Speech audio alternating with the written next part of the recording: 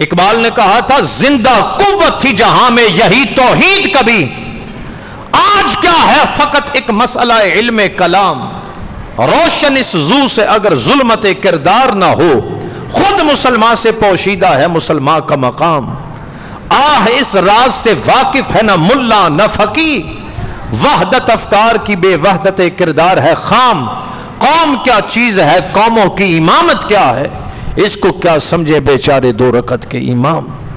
علامہ نے ان اماموں کا ذکر کیا ہے جنہوں نے دین کو روزی روٹی کا ذریعہ بنایا ہے۔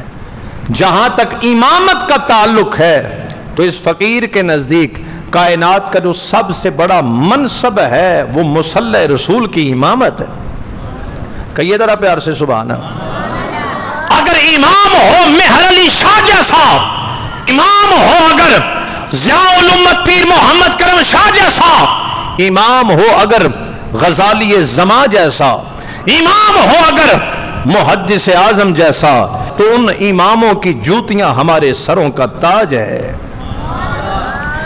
میری یہ محرومی کہہ لیں، مصروفیات کے باعث مجھے اپنی زندگی میں مستقل طور پر امامت کروانے کا موقع میسر نہیں آیا، اور یہ میرا رب جانتا ہے جو اللہ رسول کی رضا کے لیے آج کے دور پرفتن میں مصلی رسول پہ امامت کے فرائض سر انجام دے رہے ہیں، میں انہیں کس قدر رشک کی نگاہوں سے دیکھتا ہوں۔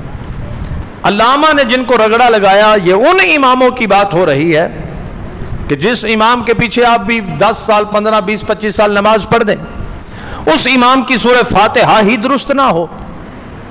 کیوں جی جاگ رہے ہیں آپ؟ وہ نماز ہی میں پڑھائے الحمدللہ ہے اہدنا الصراط، ہماری قوم کتنے کتنے دہائیاں ایسے اماموں کے پیچھے نماز پڑھتی رہتی ہے۔ میرے نزدیک امام اگر میرٹ پر ہے، ضروری مسائل ہیں شریعت کے امام کے لیے، وہ اسے ازبر ہے، اچھے انداز میں نماز پڑھانے والا ہے، تو وہ پھر قابل قدر ہے۔ وہ کیا ہے؟ قابل قدر ہے۔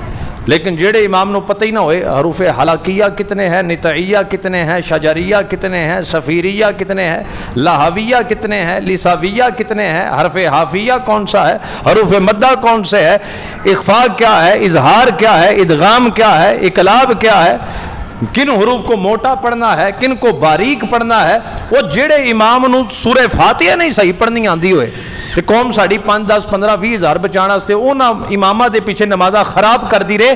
اقبال اونا امامہ دی گل کر رہے ہیں کہ قوم کیا چیز ہے، قوموں کی امامت کیا ہے، اس کو کیا سمجھے بیچارے 2 رکعت کے امام۔ سمجھ میں آ رہی ہے کہ نہیں؟ امام اگر قابل قدر ہے، میرٹ پہ پورا اترتا ہے، تو وہ امام کیا ہے؟ ہمارے سر کا تاج ہے۔ اور جہاں ایسی صورتحال نہیں، ویسے منتظمین کو، انتظامیہ کو، کمیٹی کو پھر اصلاح کرنی چاہیے اپنی کہ نہیں۔ اور دکھ کی بات تو یہ ہے امام کا ٹیسٹ لینے والے وہ بندے ہوتے ہیں جن کو آپ سورہ فاتحہ نہیں آتی، امام دا ٹیسٹ لینا لے وہ لوگ ہوندے۔